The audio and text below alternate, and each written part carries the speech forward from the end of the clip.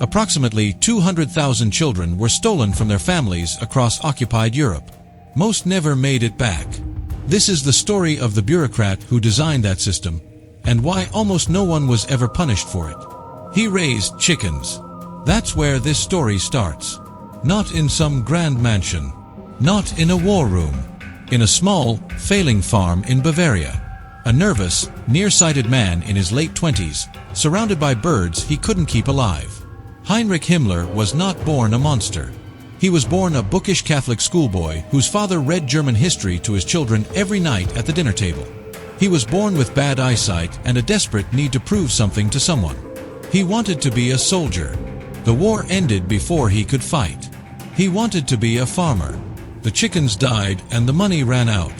What he became instead was the architect of one of the most ambitious and grotesque social engineering programs in human history.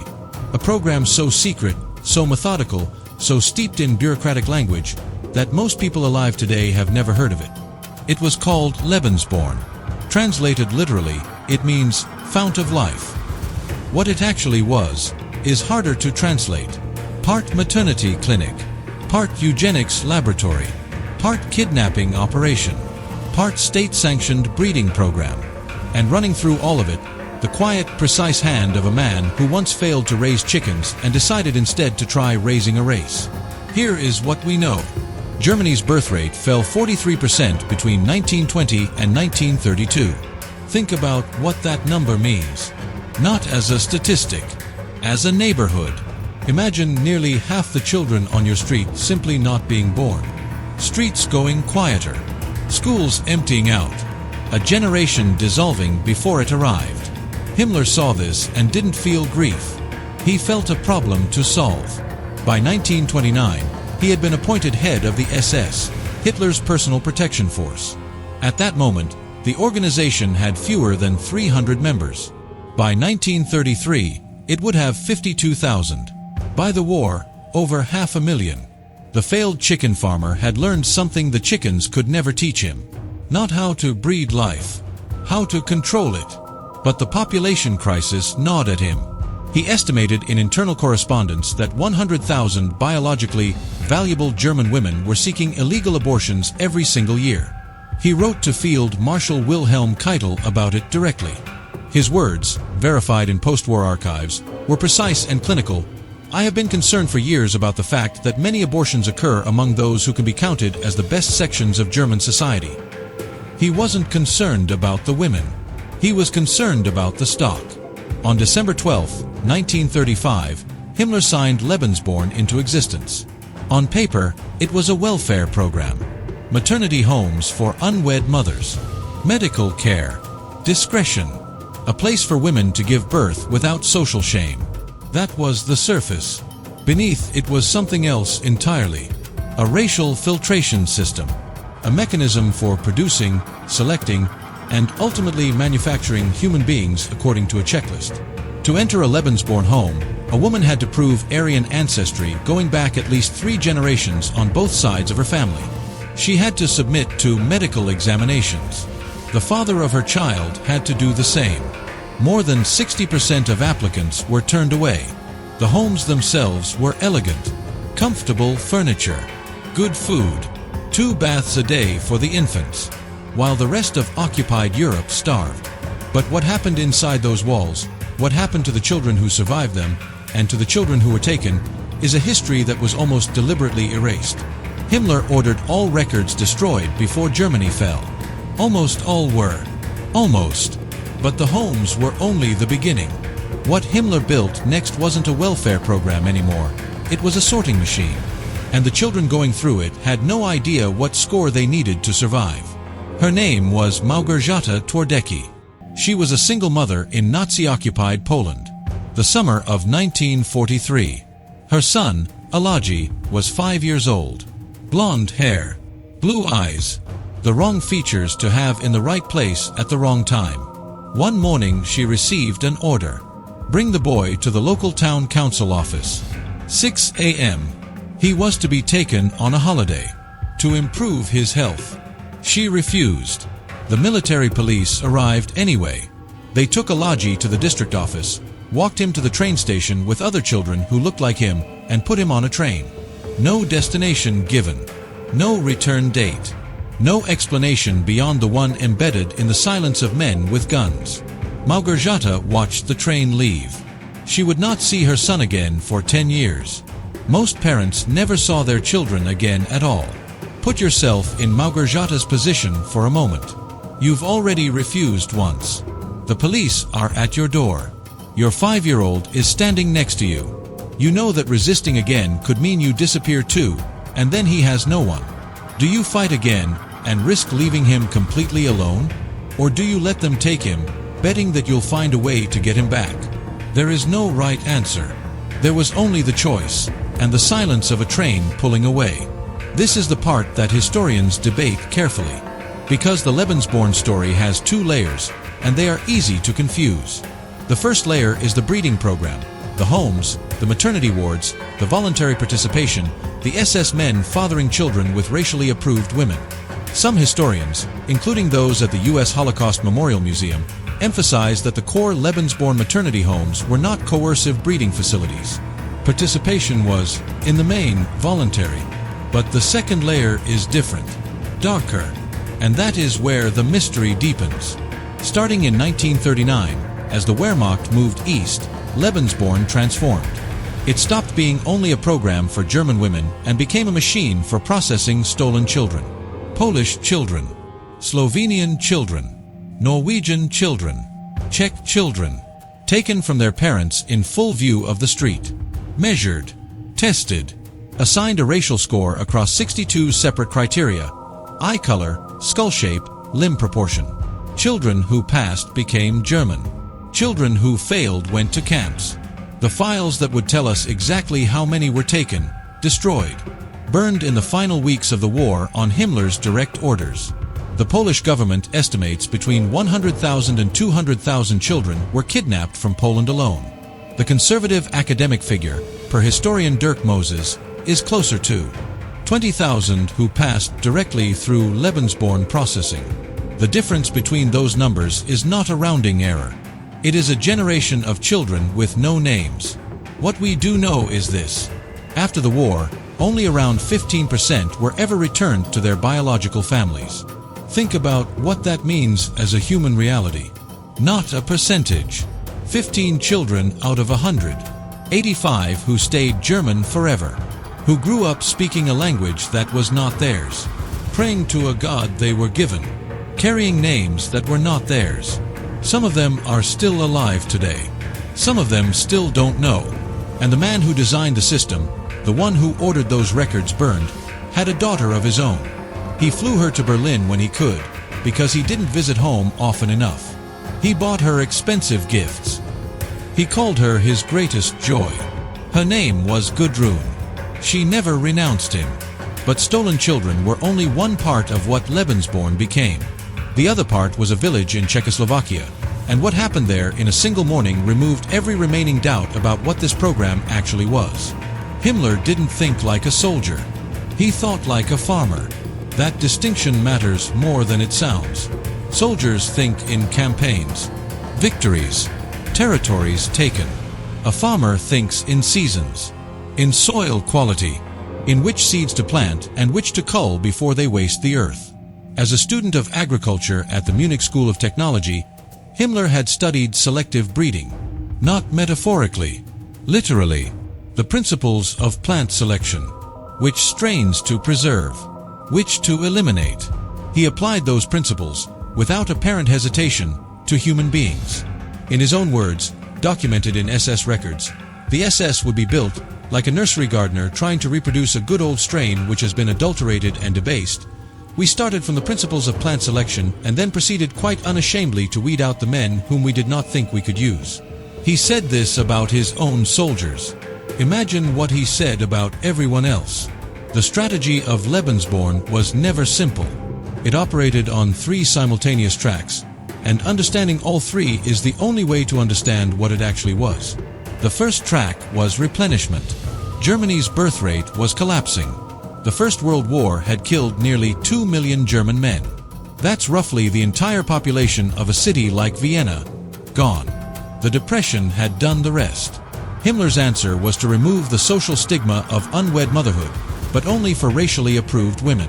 The Lebensborn homes offered anonymity, medical care, financial support, legal cover.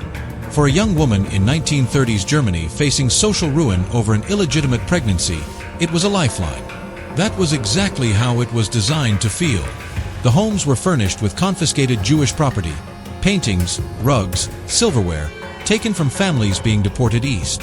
The irony was not incidental. The aesthetic of warmth was built on the bones of people being murdered for failing the same racial tests the mothers inside were passing. The second track was selection. The SS required its own men to produce. An ordinance issued in 1936 instructed every SS member to father at least 4 children. Himmler personally encouraged early marriage and large families. He offered financial incentives. But the SS birth rate remained stubbornly average. So Lebensborn was also a pressure mechanism, a system to capture pregnancies that would otherwise be terminated, to convert what Himmler called wasted racial potential into counted, registered, state-owned children. Between 1936 and 1945, approximately 7,000 children were born inside the Lebensborn homes in Germany. That is fewer than a mid-sized town produces in a single year. The program, measured purely by its own goals, was failing. The third track was acquisition. This is where the strategy shifted, and where it became something the post-war trials struggled to fully prosecute. When voluntary participation proved insufficient, Lebensborn expanded its definition of supply. If German women weren't producing enough racially valuable children, perhaps the children already existed elsewhere, in occupied territory, in Polish villages, in Norwegian towns, in Slovenian farmhouses. They simply needed to be collected. The racial examination process was methodical. Children between 2 and 12 years old were brought in. 62 anthropometric measurements taken. Skull shape, eye color, limb ratios, hair assessed under laboratory light. A child's entire future, family, language, name, country, determined by the distance between their cheekbones. Children who passed were Germanized. New names assigned. False documents generated. Barbara Nico Wycik became Barbel Mikler. Helena Fornalczyk became Helena Former. Alodia Witaszek became Alice Witt. The names were chosen to sound similar enough that a traumatized child might still respond to them. That detail is not administrative. It is psychological engineering, designed to accelerate forgetting. But here is what the historical record forces us to acknowledge, and what some revisionist accounts get dangerously wrong. Not every aspect of Lebensborn involved direct coercion. Some women participated willingly. Some believed genuinely in the ideology. Some were indoctrinated through the League of German Girls from childhood, taught that bearing children for the state was sacred duty. The machine required willing parts to function. That is perhaps the most unsettling element of the entire apparatus. Not that it was imposed entirely from above, but that enough people, ordinary women, SS fathers, local administrators, doctors with medical degrees, chose to participate. Himmler understood something about human nature that most people prefer not to examine. That ideology, wrapped in comfort, wrapped in purpose, wrapped in belonging, can make people do almost anything, and feel righteous doing it. On May 27, 1942, Reinhard Heydrich, the man even Hitler called the man with the iron heart, was assassinated in Prague. 2 Czech paratroopers. A curved road. A grenade that didn't detonate cleanly but still did enough damage. Heydrich died 8 days later from his wounds. He was Himmler's most trusted deputy, the architect of the final solution, the man who ran the SD, the Gestapo, the security apparatus of the entire Reich. His death sent Himmler into something that looked, in the documents, like controlled fury. The reprisal came fast. A small Czech mining village called Lidice had been loosely connected, on almost no real evidence, to the assassins. That was enough. On June 10, 1942, SS units surrounded Lidice before dawn. Every man and boy over 15 was shot. 173 people executed in a single morning against a barn wall, in groups of 10. The women were sent to Ravensbrück concentration camp. Most died there. The village was burned, then bulldozed. Then the ground was graded flat. Then a river was rerouted to wash over what remained. Literacy was not destroyed. It was erased. But the children, 88 children, were separated out first. They were sent for racial examination. 17 passed. Those 17 were considered suitable for Germanization. They were given new names, new birth certificates, new identities, transported to Lebensborn facilities and placed with German families who were told the children were war orphans. The remaining children, those who failed the racial test, were taken to a facility in Chelmno. They were gassed. 82 children. The youngest were infants. After the war, only 16 of the 17 Germanized children were ever found. Most had forgotten their Czech language entirely. Some had to be physically removed from German families who refused to surrender them. One child was never recovered. That child's identity remains unknown to this day. Here is what the literacy event did to Lebensborn strategically. It removed any remaining ambiguity about what the program's expansion phase actually meant. The maternity homes, the warm rooms, the good food, the medical care, were the public architecture of something that, at its operational extreme, sorted children for survival or death based on the width of their skulls. The comfort was the cover. The cover was the point. Literacy showed what the machine looked like at full speed. But the machine had an accountant.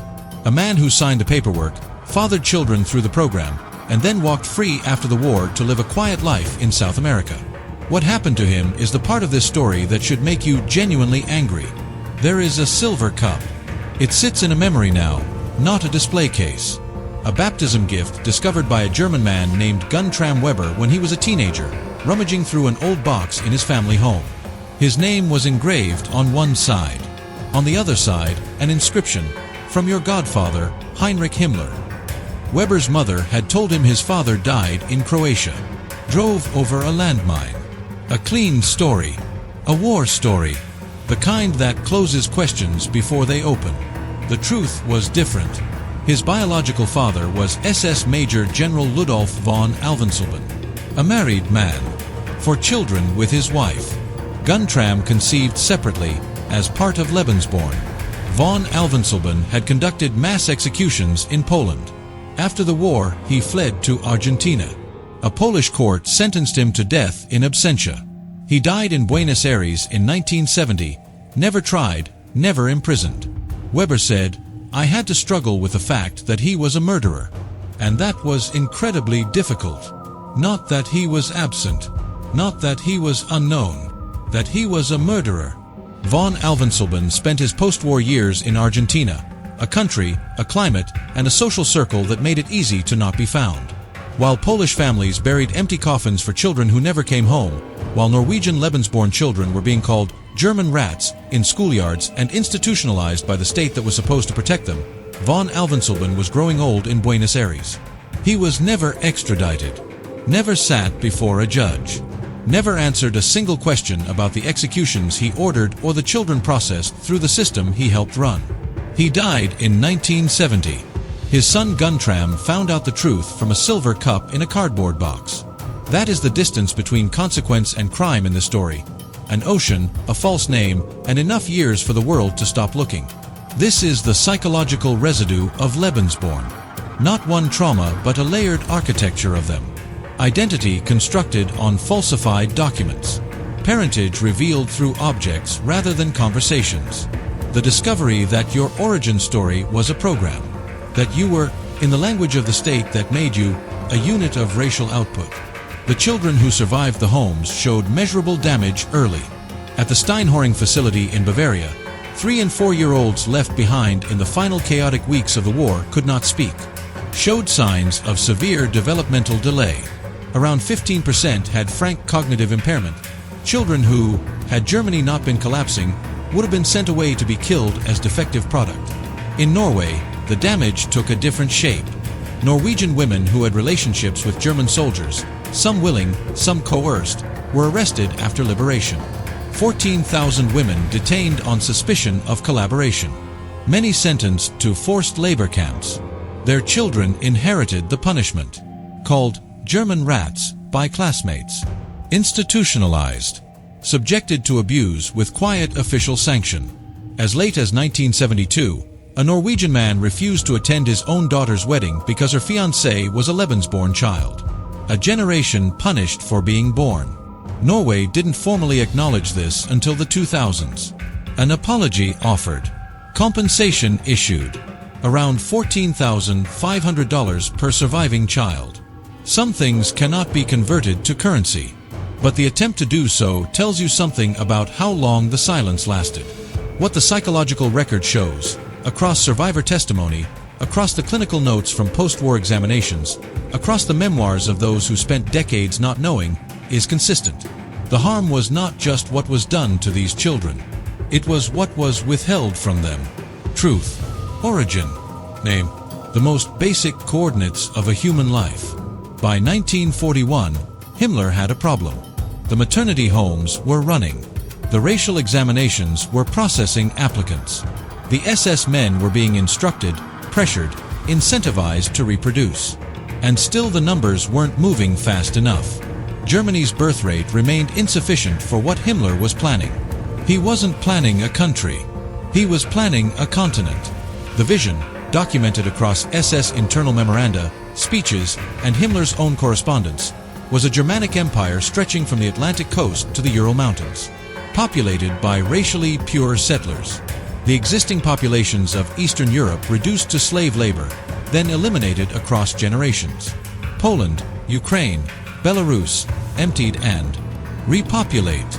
A demographic replacement operation on a scale no government had ever attempted. To populate that empire, you needed bodies. Specifically, you needed the right bodies. And you needed them faster than German women were producing them. This is the moment Lebensborn stopped being a welfare program dressed in clinical language and became something closer to a continental extraction operation. The logic, internally, was coherent. Himmler believed, with the flat certainty of someone who had studied agricultural genetics, that Nordic racial traits could appear anywhere. That centuries of German migration into Eastern Europe meant that blonde children in Polish villages might carry Aryan bloodlines diluted but not extinguished by Slavic admixture. Those children, in his framework, were not being stolen. They were being recovered, returned to their correct civilization. It is important to sit with how genuinely he believed this, because the alternative, that he knew it was wrong and did it anyway, is in some ways more comfortable. It allows us to categorize him as simply evil. The reality is more disturbing. He appears to have believed the ideology completely. A farmer convinced he was rescuing good seed from bad soil. The expansion moved in phases. Norway first. German soldiers had been stationed there since 1940. Relationships formed, some voluntary, some exploitative, existing in the gray space that occupation always creates. Children were born. Lebensborn established 9 homes in Norway. Around 8,000 to 12,000 children born to Norwegian mothers and German fathers passed through the program's orbit. Then the occupied West. Belgium, France, Luxembourg, the Netherlands, Denmark. Homes established. Women processed. Children registered. Then East. And this is where the program shed its remaining pretense. In Poland, the racial examination teams moved through villages systematically. Children between 2 and 12 years old were summoned for what authorities called health inspections. Parents were sometimes told it was routine, sometimes told nothing at all. The examination was precise. 62 measurements. Skull circumference. Nasal index. Eye color graded on a 16-point scale. Hair assessed under controlled light. A child's entire future, family, language, name, country, determined by the distance between their cheekbones. By mid-1944, Lebensborn operated across 8 countries. More than 30 homes. Processing births, processing adoptions, processing stolen children through a system so layered in paperwork and euphemism that individual participants could tell themselves they were performing a specific administrative function and nothing more. This is how large-scale atrocity sustains itself. Not through universal fanaticism. Through compartmentalization. The nurse who bathed the babies didn't select them. The clerk who filed the documents didn't kidnap them. The German family who received a child was told he was an orphan. Everyone held one piece. Nobody held the whole picture. Except Himmler. And perhaps this is the most precise thing that can be said about him. He was not charismatic in the way Hitler was. He did not inspire through presence or rhetoric. He inspired through systems, through the comfort of procedure, through the feeling that everything was accounted for, rationalized, documented, approved. He made genocide feel like administration. By 1944, the SS birth rate, the internal metric Himmler used to measure Lebensborn success, had not reached his targets. The empire he was trying to populate was already beginning to contract. Allied forces had landed in Normandy. The Eastern Front was collapsing inward. And still the racial examinations continued. Still the trains ran. Still the paperwork moved through the correct offices, stamped with the correct seals, filed in the correct order. Right up until the moment Himmler ordered it all burned. By early 1945, the architecture was coming apart. Not gradually, all at once. Soviet forces were pushing from the east. American and British forces from the west. The thousand-year empire had approximately 1,000 days left. Himmler, the man who had built the most extensive racial bureaucracy in modern history, was given command of an army group on the Eastern Front. He had no military experience. He lasted weeks, relieved of command, quietly, by men who understood that organizational genius and battlefield command are entirely different things. What he did next is the part that his own mythology cannot absorb. He began secret negotiations with the Allies. Through a Swedish intermediary, Count Folke Bernadotte, Himmler attempted to offer a partial German surrender. He appears to have genuinely believed, and this requires a moment to consider, that the Allies would accept him as a post-war partner. That his administrative capabilities, his organizational precision, his value as someone who understood the Soviet threat, would make him useful. He offered his hand. General Dwight D. Eisenhower refused to acknowledge it existed. When Hitler learned of the approach, he stripped Himmler of every rank and title, expelled him from the Nazi Party. The man who had been second only to Hitler in real operational power was reduced, in the final days of the Reich, to nothing. He fled in disguise, shaved the mustache, wore a patch over one eye, carried false papers identifying him as a low-ranking policeman. The architect of the most sophisticated identification and racial documentation system in history, undone by a fake name on a piece of paper. British forces captured him at a checkpoint near Bremen on May 22, 1945. He was interrogated. During a medical examination, he bit down on a cyanide capsule concealed in his mouth. He was dead within minutes. No trial, no testimony, no full public accounting of what he knew, what he ordered, what he believed. The files were already burned. The man was now gone. And across Europe, in German homes, in Lebensborn facilities abandoned in chaos, in orphanages and schools and family photographs, the children remained. Around 300 of them had been left behind at the main Steinhöring facility when the SS evacuated. The youngest could not speak. Some had never been given names the staff bothered to remember. They were found by American soldiers. Some of the soldiers wept. The Nuremberg tribunal that examined Lebensborn specifically, United States of America versus Ulrich Greifeld, acquitted the program's administrators on kidnapping charges. Not because the kidnappings didn't happen, because the records that would prove organizational responsibility had been destroyed. Himmler's final administrative act protected his bureaucrats from his own program. The system that had generated a paper trail for everything, racial scores, adoption files, name changes, train manifests, left nothing usable in court. The men who ran the homes went free. Some returned to ordinary German life. Some became respectable. The children they processed had no such option. Here is the twist that history has not fully absorbed. Lebensborn did not produce a master race. It produced the opposite.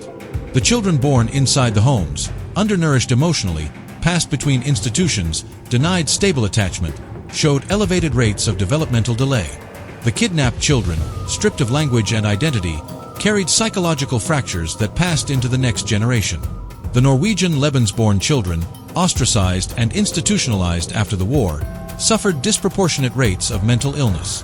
Not because of their parentage, because of what was done to them. The program designed to engineer human excellence produced, measurably, human damage. The farmer got the harvest wrong. And then there is Annifrid Lyngstad, a name you know without knowing this story. The dark-haired woman from ABBA, one of the best-selling musical acts in human history. She is a Lebensborn child, born in Norway in 1945 to a Norwegian mother and a German sergeant father. Her mother fled to Sweden to escape post-war persecution. Her grandmother raised her. She didn't learn the full truth of her origins until adulthood. She did not become what Himmler intended. She became something he could not have calculated. A specific human being, with a specific voice, irreducible to a racial category or a demographic metric. This is what the program's internal logic could never accommodate. That the thing it was trying to manufacture, a superior human type, is not a type at all. It is a person, particular, unrepeatable, resistant to systematization by the fact of being alive. Himmler measured skulls to find humanity's future. He missed it entirely. The children he tried to erase found each other eventually. Support groups formed. Testimonies recorded. Archives built. A German journalist named Dorothee Schmitz-Koster spent decades collecting their voices, their documents, their photographs. That archive now lives at the Urals archives in Germany, still being processed, still incomplete. Małgorzata Twardecki waited 10 years for her son Elaji to come home. He did come home. He had forgotten his mother's language. She taught it to him again. That is not a dramatic ending. It is not a triumphant one. It is simply what happened. A woman teaching her son words he should never have had to relearn. In a kitchen in Poland. After the paperwork was burned and the administrators acquitted and the man who designed the system died biting down on a capsule in a British detention room. The question this history leaves, and it is a genuine question, not a rhetorical device, is this. Lebensborn was not a secret in the way we imagine secrets. It was registered, state-sanctioned, staffed by licensed doctors, known to local administrators across 8 countries. The women who entered the homes knew where they were. The SS men who fathered children knew what they were doing. The German families who received children asked few questions. At what point does participation in a system, even a small, administrative, seemingly neutral participation, make you part of what the system does? Leave that in the comments.